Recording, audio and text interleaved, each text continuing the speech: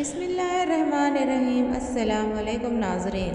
2 اکتوبر سورج گرہن۔ دوران گرہن 3 آسان عمل۔ مقدر کی لکیروں میں ہمیشہ کی خوشیاں بھروا لیں۔ اس 2 اکتوبر کو سورج گرہن 6 بروج اور ناموں کو فائدہ۔ 6 سال بعد ایسا وقت آ رہا ہے۔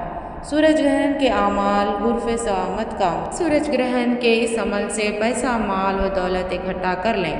آخری سورج گرہن خزانوں سے بھرا پڑا ہے۔ خطرناک چاند گرہن کے منفی اثرات بھی ابھی باقی ہیں۔ سورج گرہن مختلف اعمال کے عامل بنے۔ حرف ثوامت، سورہ کوثر اور سورہ اخلاص کی یہ 3 عمل اس سورج گرہن میں کرنا ہے۔ ایک ایک عمل کے بارے میں تفصیل سے بتایا گیا ہے اس ویڈیو میں۔ سورج گرہن کے دوران ایک عمل ہوتا ہے حرف ثوامت کا عمل۔ سورج گرہن کے دوران 543 مرتبہ حرف ثوامت، جو 13 حرفوں پر مشتمل ہے، 543 دفعہ پڑھنا ہے۔ پاک صاف کپڑے پہن کر باوضو ہو کر پڑھیں۔ اس عمل کے 13 حروف بنتے ہیں: احدر سستا کلم۔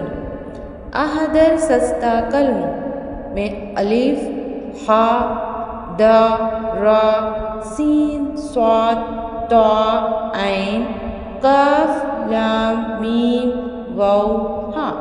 اس طرح 13 حروف بنتے ہیں احدر سستا کلم۔ اس 13 حروف کا پورا نظام ہے، اس 13 حروف کا پورا نظام کا عمل ہے احدر سستا کلم۔ جو بندہ 3 دفعہ درود شریف کے ساتھ 543 بار پاک صاف کپڑے پہن کر باوضو ہو کر پڑھے گا، پڑھنے سے پہلے درود شریف کا پڑھنا لازمی ہے۔ 543 بار جو بندہ پڑھے گا، پاک صاف کپڑے پہنے اور سورج گرہن کے دوران یہ عمل کرے گا، یہ پہلا عمل ہے جو کرنا لازمی ہے۔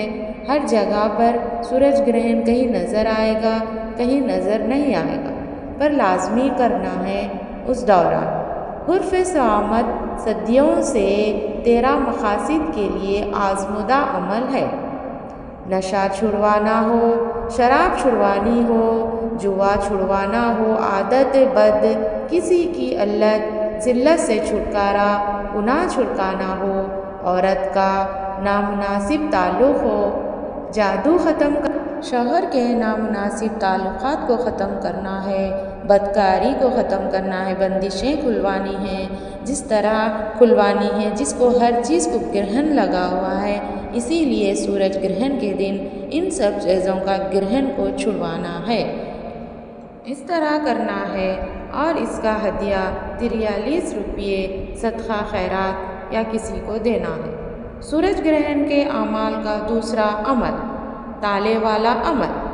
ایک چھوٹا سا تالا لیں، اس کی چابی نکال کر علیحدہ کر لیں، یعنی تالا الگ کریں اور چابی کو علیحدہ رکھ دیں۔ ابھی تالے کو لاک کرنا نہیں ہے، تالا کھلا رکھیں، یہ تالا بند نہیں کرنا ہے۔